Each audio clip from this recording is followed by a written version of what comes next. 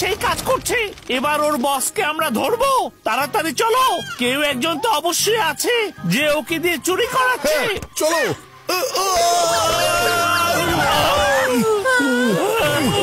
চলো।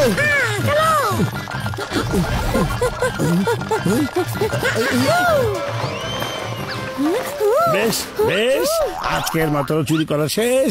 আরে ওটা কি? গেল কোথায়? বাবা রে, ওটা তো মোটু রে। ওখানে কেন? ওর ব্যাগ আর সমস্ত আমি উপরে পাঠিয়ে দিয়েছি।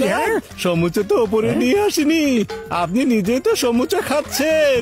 না, আরে সিম ছাড়া মোবাইল ফোন, ব্যাটারি ছাড়া গাড়ি, তোমাদের একটু বুদ্ধিও নেই। হ্যাঁ, ও সমাজের জন্য প্রতিশোধ না নিয়ে থাকবে না। ব্যাগ ওকে ফিরিয়ে দিয়ে এসো। কোথায় গেল? কোথায় গেল? এই দেখো, খরগোশের গর্ত থেকে ব্যাগটা আমি বের করে ফেলেছি। আমার পার্স নিয়ে তোমরা ভাগাভাগি করছো।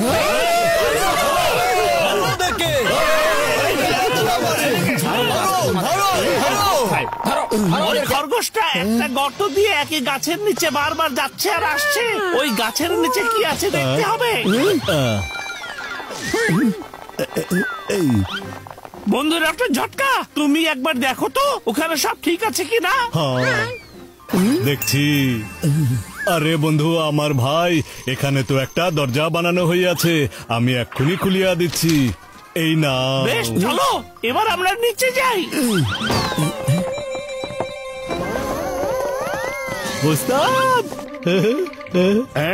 কি হয়েছে? এইভাবে কাঁপছো কেন? আমাকে ভয় পাচ্ছ কেন? আপনাকে দেখে ভয় পাচ্ছি না, অন্যদের দেখে আমরা ভয় পাচ্ছি।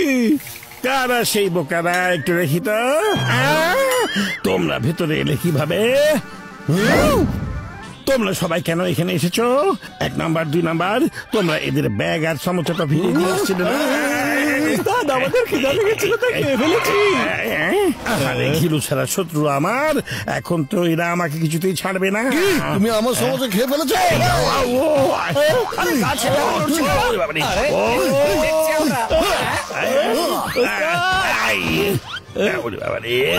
করছি, এই দেখো হয়ে গেছে। এবার নেব প্রতিশোধ।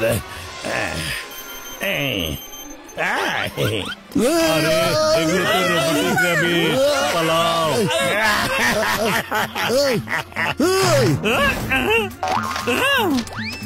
আরে এত খরগোশ, এত খরগোশ, রোবোটিক খরগোশ মনে হচ্ছে। হ্যাঁ ভাইজান, এটা রোবোটিক খরগোশ। আরে এটাই তো চোর, মারো মারো ওকে। থামুন থামুন থামুন, ওরে বাবা রে, না থামুন থামুন। এই যে হলো আপনাদের চোর। এরা রোবোটিক খরগোশের সাহায্যে চুরি করাতো। ও, এরাই তাহলে আসল চোর। এই চোরদেরকে মারতে হবে। বাবু, এই ঝামেলায় তো আমি সমুচাই পেলাম না। তাহলে কি ভাবছো যাবে সামুচা খেতে?